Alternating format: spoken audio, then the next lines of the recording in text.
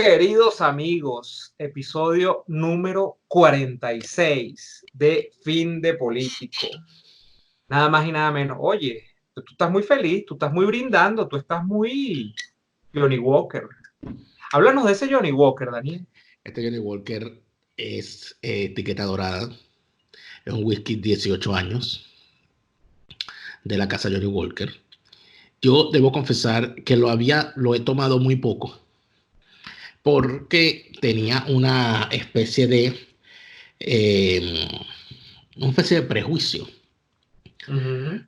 con los whiskies. 18 años tengo una especie de prejuicio, pero la gente de Vinostrum me hizo llegar, es un vaso oficial, mira, que me regalaron o que me dieron cuando compré una etiqueta roja. Me dieron este vaso oficial de Johnny Walker. Y la gente de Vinostrum me había hecho llegar esta bella botella que la abrí para celebrar. Miren cómo la llevo. Sí, ya estoy viendo que la celebración ha sido larga y profusa, ¿no? Está Así es. bien. No, en realidad es para calmar mis ímpetus, porque la gente dice que yo, es que cuando estoy en el programa y que me altero, ayer me llamó un poco de gente, que yo que estaba alterado, que me iba a dar una vaina. Bueno, yo después del programa yo me tomo un whisky. Y después que me tomo el whisky, pues me acuesto bien tranquilito. Porque yo sí puedo dormir, Neomar. Yo duermo bien, yo pongo mi cabeza en la almohada. Y caigo. Y para que usted no duerma bien, sino mejor, usted puede acceder al portafolio de productos de Vinostrum en su cuenta de Instagram. Vinostrum58 es el punto de contacto con la gente maravillosa de Vinostrum que hace envíos a todas partes del mundo. Vinostrum58 en Instagram. Y hablando de dormir bien, hay unos que efectivamente después de esta semana quizá no pierdan el sueño, ¿no? Pero por lo menos van a tener pesadillas. O sea, se van a levantar cada 5 minutos, mira, y entonces se van a tener unas pesadillas allí. Y esto tiene que ver, Daniel, con una investigación que ha sido largamente comentada del Departamento de Justicia de los Estados Unidos a propósito de establecer, esto es terrible, ¿tú sabes qué me impactó a mí más de toda la investigación? Ver un cuadro de honor. O sea, como Ver la cartelera, colegio, ¿verdad? el cuadro de honor, así, ¡pac! Esa cartelera a mí me impactó. Ver la cartelera con los cabecillas. Mira, yo recuerdo, ¿sabes qué me vino a la mente, Neomar? Aquel momento yo lo seguí muy de cerca, porque obvio, yo creo que ya yo estaba, si no estaba graduado, estaba por graduarme, o ya estaba graduado de licenciado en estudios internacionales, cuando la segunda invasión a Irak, y que se lanza aquella búsqueda y captura de Saddam Hussein y de sus hijos y relacionados. Los Estados Unidos sacó un mazo de cartas, ¿no? Recuerdo eso. Donde estaban las caras de todos los cabecillas, y eso lo lanzaban en las poblaciones para que la gente tuviera las caras en ese mazo de cartas y supiera que estaban buscando y cuánto daban por cada uno de ellos. Es que lo más impresionante es ese reward, esa cosa del lejano oeste, de se busca vivo o muerto, preferiblemente muerto. Dead or Alive. Mira, Oh. efectivamente el cuadro de honor es lo que más impacta, ¿no? Porque estos cuadros de honor, que al final de cuentas no son cuadros de honor, son cuadros más bien de deshonor, son organigramas, es lo que tratan como de trazar cuáles son las jerarquías dentro de un grupo criminal, porque al final de cuentas lo que se retrata dentro de ellos es un grupo criminal. Son muy propios, Daniel, de cuando los Estados Unidos retrata, uno, grupos terroristas internacionales, es decir, Al-Qaeda, ellos tienen un cuadro digamos, en las agencias de inteligencia, en el FBI, me imagino, en la CIA, donde ellos ponen a la cabeza, luego a los lugartenientes, a los subordinados de los lugartenientes, y así van, ¿no? Por los territorios y tal. En otros grupos que se hace esto, que yo no sé si entra esto una categoría que no me queda muy clara. Si para Estados Unidos creo que el tema de tráfico de drogas es terrorismo, ¿no? Para ellos. El caso es que para Lo que carteles pasa de es que la... no precisamente la propia actividad del narcotráfico, sino que las actividades asociadas, particularmente la relacionada a el control mafioso de rutas y actividades que son evidentemente a través de las armas, y eh, el delito, un delito que es parásito, ¿no? Del narcotráfico, que es la legitimación de capitales. Sí. En esas redes de legitimación de capitales se legitima. Eso es mentira que esa gente tiene escrúpulos. De que no, esta lavadora es nada más para el dinero del narcotráfico. Aquí que no vengan terroristas. Eso es mentira. Exacto, porque todos al final muerden en el mismo problema, porque al final cuando tú tienes una red de actividades criminales, el problema es cómo tú legitimas el dinero que de alguna manera fluye en estas redes, porque es un dinero que queda marcado. Y entonces, como dicen que, que una de las cosas más difíciles que hay es hacerle desaparecer el rastro al dinero, allí está justamente siempre como actividad conectora de terrorismo normal, es decir, de los que montan bombas, queman embajadas y hacen este tipo de cosas, de los que trafican con drogas, de los que venden armas, de los que venden órganos humanos, siempre está el tema de qué hacen al final de cuentas para poder tener dinero fresco, o sea, dinero que no esté marcado. Y allí está el tema de la legitimación de capitales en sentido amplio. Claro. Pero entonces vuelvo al tema, Daniel. El cuadro del deshonor es propio de grupos terroristas, de grupos que, por ejemplo, se dedican a la trata de blancas, los de Europa del Este, por ejemplo, eso se hace mucho en las policías del mundo, grupos del narcotráfico, etcétera, etcétera, etcétera. Ahora, la pregunta es, y yo quiero arrancar por acá formalmente, Daniel, ¿tú pensaste alguna vez en tu vida, en tu infancia, que tú ibas a haber reproducido aquel esquema típico de las películas del FBI, de la CIA, de todas estas agencias policiales de los Estados Unidos de América, retratando al gobierno de tu país en un cuadro que parece el cuadro de estas películas, repito, de Hollywood, donde se ponían unos tipos con una cara de malos en los cuadros y más abajo venía el otro? O sea, yo me siento totalmente abatido en el ánimo venezolano, Daniel. Y esto es algo que yo lo que me pongo a analizar cuando lo veo es, coño, ¿qué cambio tan radical ha tenido Venezuela en 20 años donde ya los gobernantes de tu país no son unos tipos que te caen mal o bien, sino que son unos tipos buscados por la justicia internacional y que son integrantes de un cuadro, repito, que parece de las películas, ¿no? ¿Tú te imaginaste esto alguna vez en tu vida? Sinceramente, no. Coño, De, Daniel, uno pasó de Carlos Andrés de Caldera, que era un anciano venerable o detestado para algunos, pero un anciano a final de cuentas que como uno iba a pensar que iba a ser un narcotraficante, de Carlos Andrés Pérez que se decía que era un bonchón y un ladrón y que dejaba robar, cosas que muchas de ellas son magnificadas o exageradas. Uno pasó del Jaime Lucinchi, que era un borrachón, que eso es lo que decían, no, Jaime Lucinchi es un borracho, pero uno jamás pensó que aquellos señores, que eran unos señores de edad, unos señores que a lo mucho el pecado que se les imputaba era que se robaban unos miles de dólares y que algunos tenían excesos con la bebida o que tenían amantes, a ser unos tipos que son propios cuando toca analizar esquemas de narcotráfico internacional. Unos Pablo Escobar, pues, o sea, imagínate tú. sí, claro. Lo que pasa es que yo que viví de niño, cuando uno veía a sus padres viendo las noticias, eh, ¿cuál era cuando se hablaba de narcotráfico? ¿De qué se hablaba? De Colombia. O sea, la referencia para los venezolanos, el tema del narcotráfico era Colombia y el cartel de Medellín y Pablo Escobar. Eso era lo que uno tenía en la mente. De hecho, muy poca gente debe recordarlo, pero cuando en Venezuela había recuerda que una de las cosas que convierte a Pablo Escobar o sea, lo que le da su fama de sanguinario, aparte de los ya consabidos atentados explosivos, que eran una cosa terrible, estaba el tema de los sicarios, de aquellas grandes bandas de sicarios, donde cualquiera terminaba, el sicariato era, sí, era un producto de exportación colombiano prácticamente. Y tal era así que cuando en Venezuela habían casos de sicariato, se decía Venezuela se está colombianizando. Eso lo utilizó mucho José Vicente Rangel, que es un gran anticolombiano rancio, Uh -huh. cuando asesinaron a su yerno, Totesó, este, que se pensaba que era un caso de sicariato y entonces se utilizaba el término de que, bueno, Venezuela se está colombianizando. Pero en realidad, lo que pasa es que siempre el problema de la memoria o de las cosas que se olvidan. No es la primera vez que agarran a personeros políticos y militares venezolanos en temas de narcotráfico a este nivel, aunque sí es la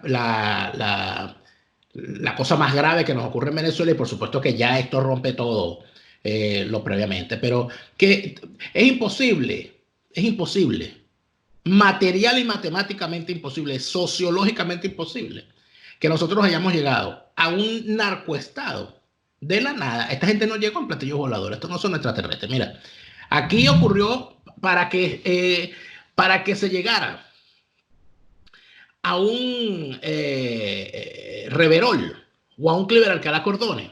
Aquí se pasó por un Guillén Dávila. El general Guillén Dávila, que si no recuerdo mal era de la Guardia Nacional, fue una especie de zar antidrogas venezolano y terminó preso por un problemita allí con las famosas entregas controladas que son común en las operaciones de la DEA, pero que en Venezuela están prohibidas. En Venezuela, una entrega controlada de drogas, es decir, que la policía se disfrace de narcotraficantes o de compradores de droga para que se cometa el delito, para que un narcotraficante caiga en la trampa y al verificar que ese narcotraficante en efecto es un narcotraficante, meterlo preso, eso en Venezuela es delito. Eso en Venezuela es tráfico. Eso no se permite en Venezuela. En aquel entonces ocurrió eso. Ese fue un gran escándalo para las Fuerzas Armadas venezolanas que hizo temer que estábamos frente a lo peor y que fue, por cierto, una de las grandes causas del descrédito de la Guardia Nacional. Porque la Guardia Nacional era la que resguardaba aduanas, aeropuertos y todas estas cosas. Y bueno. ¿Pero y qué pasaba? Que utilizaban ese pretexto para efectivamente traficar. El señor parece que se metió, sí, el señor parece que se metió en el tráfico. Se metió en el negocio. Se metió. Sí, pasó de largo y se entró. Luego estaba el caso de el señor, si no recuerdo mal su nombre, Nelson Ramírez Torres, que había sido gobernador del Distrito Federal y viceministro de Relaciones Exteriores. Y lo agarraron traficando drogas en Venezuela y lo metieron preso. Fue un escándalo impresionante que hizo temer lo peor, porque se pensaba, bueno, pero entonces aquí, ¿qué es esto? Aquí hay gente en la política metida. Y mira, está en otro caso, el caso de Osmeiro Carneiro. Acuérdate el caso de Osmeiro Carneiro, que se investigó en el Congreso Nacional, donde el tipo hacía una serie de acusaciones en contra de los organismos de seguridad metidos en el tráfico de drogas y de dirigentes políticos. ¿Estamos hablando de qué año? ¿De la década de los 90? Estamos hablando de la década de los 90. Recuerda el caso de Justo Pastor Perafán.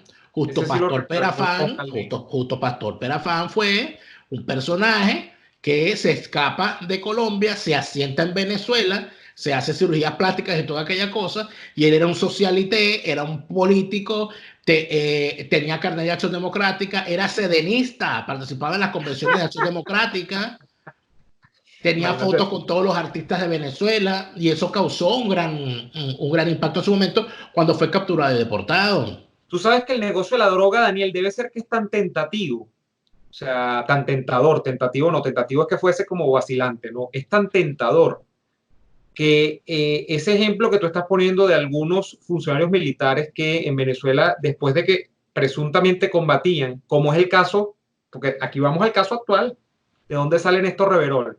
Néstor Reverol fue jefe de la Oficina Nacional Antidroga. Así es. Y allí empiezan bueno, de hecho, vamos a contextualizar. Esta investigación del Departamento de Justicia dicen que arranca, bueno, no sé cuándo arranca exactamente, pero dicen que tiene por lo menos 10 años. Estamos hablando 10 años atrás, son 2010, pero dicen que tiene un poco más.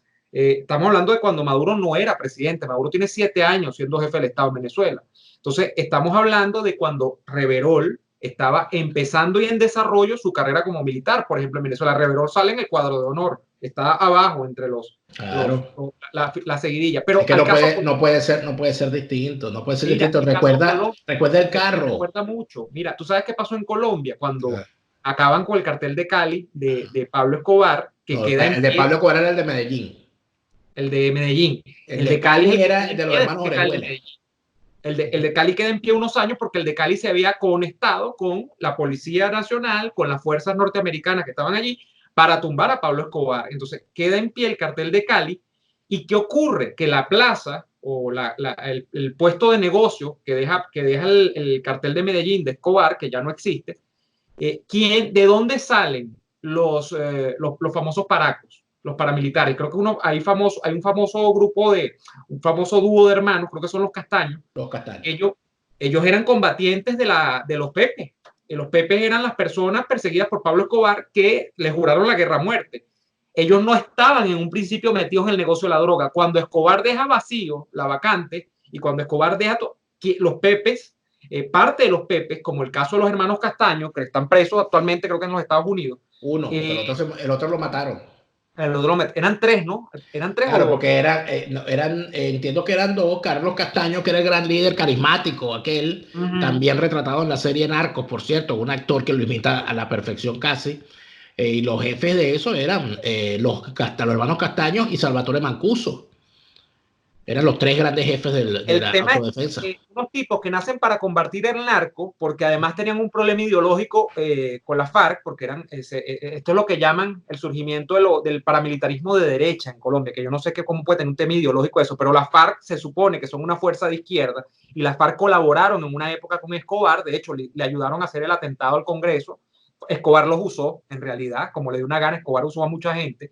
Ellos nacen para combatir a la FARC por el tema terrorismo e incluso a Escobar por el tema narco. Después lo que ocurre, con lo que quería decir, es que los tipos se meten en el negocio, Daniel, unos tipos que nacieron para combatir eso, entonces, y son los que quedan con la plaza. Yo una vez escuché una entrevista, o vi una entrevista que le hicieron a Carlos Castaño. Carlos Castaño le encantaba dar entrevistas porque él era un ególatra. Y un tipo que tenía mucho carisma, era muy locuaz. Y yo recuerdo cómo él explicaba y él decía que bueno, claro, porque es que las autodefensas fueron creadas por el Estado. El Estado creó las autodefensas para combatir, cosa que era común en los países donde había grupos combatientes internos. Se creaba un grupo paralelo, un grupo parapolicial o paramilitar para combatir a través de la guerra sucia a los grupos en armas. Eso pasó en Italia, eso pasó en España, eso pasó en otras partes. El asunto es que en los países serios eso se juzga y se desarticula, porque se supone que eso es la cloaca, eso es caer en lo más bajo. En países como los nuestros, bueno, parece que eso más bien se convierte en tendencia. ¿Qué pasó? Que se crearon esas autodefensas para combatir, en efecto, a los grupos guerrilleros, pero los grupos guerrilleros, para financiar sus actividades, cayeron en la teoría la teoría castrista, de que había que financiar la actividad revolucionaria, la guerrilla, con dinero del narcotráfico, era ganarle dos veces al imperialismo, porque por una parte le contaminaba a su sociedad con droga y recibías dinero a cambio para seguir la lucha contra el imperialismo a través de las armas. Evidentemente, al caer la guerrilla en la droga, el combate contra la guerrilla se convierte también en un combate contra las drogas, y es entonces donde terminan coaligados la CIA y la DEA, en el caso de Colombia, y es donde termina coaligados la Policía Nacional y el Ejército. Y es donde terminan entonces todas las instituciones mezclándose, porque evidentemente se estaba hablando del mismo tema. Cuando las autodefensas empiezan a ser usadas contra el otro enemigo, porque entonces era el tercer enemigo. Estaba la FARC, estaba el ELN y estaba el tercer enemigo que era Pablo Escobar. Entonces lo utilizan contra Pablo Escobar, pero es que yo tengo días pensándolo de esta manera. Mira, el narcotráfico en unos países sin instituciones termina convirtiéndose en ácido de batería. Todo lo que tocan lo quema y va quemando y va quemando y va quemando, va dañando. Y cuando vienes a ver, bueno, se te destruye todo. Mira, en Colombia estamos hablando de una clase, bueno, en Colombia estamos hablando de que el narcotráfico pagó en la campaña de un presidente, por lo menos que se sepa de uno. Que se sepa. El cartel de Cali. Que se sepa de uno. Pero antes de eso, compró alcaldías, gobernaciones departamentales, concejales, diputados, senadores. Eso está documentado. En el caso de Venezuela hay un asunto muy importante lo que ha dicho Hierro de Estados Unidos. Porque yo desde hace rato yo te lo venía diciendo y lo venía pensando. Se puede pensar que hay, yo lo decía con respecto a Colombia, bueno, pero si Colombia es un narcoestado, hay toda la política está metida en el narcotráfico, no hay nada que discutir. Si Venezuela es un narcoestado y tiene un narcorégimen y hay una oposición que se sienta con ellos es porque hay una narcoposición. En algún momento lo sabremos. Yo creo que ya estamos empezando a saberlo. Estamos empezando a saberlo. Fíjate tú, que entre las cosas que dice en su intervención ayer, el responsable de anunciar estas medidas por las instituciones de los Estados Unidos, hablan del Estado Zulia como un Estado tomado por el narcotráfico. Entonces me pregunto yo, eso empezó con Omar Prieto, que tiene apenas 2 años de gobernador. O O, con los Rosales que tienen 12. o los Rosales no saben, yo no estoy diciendo que los Rosales sean narcotraficantes, pero me pregunto yo, el Estado fue tomado por completo por el narcotráfico y la familia Rosales no sabía nada.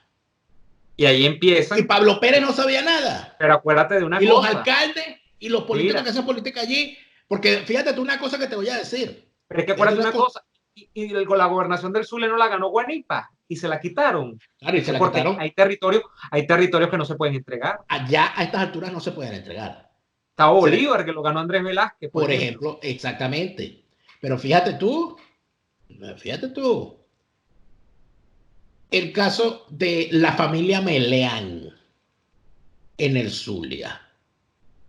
El famoso lío casi de Capuletos y Montescos, llevado, inclusive entiendo que no se basó en los Capuletos y los Montescos, sino en el gran problema entre los Meléndez y los Semprún en el Zulia. Julio César Marlo para su novela La Fiera. Pero las actividades de la familia Meleán, ¿qué son en el Zulia?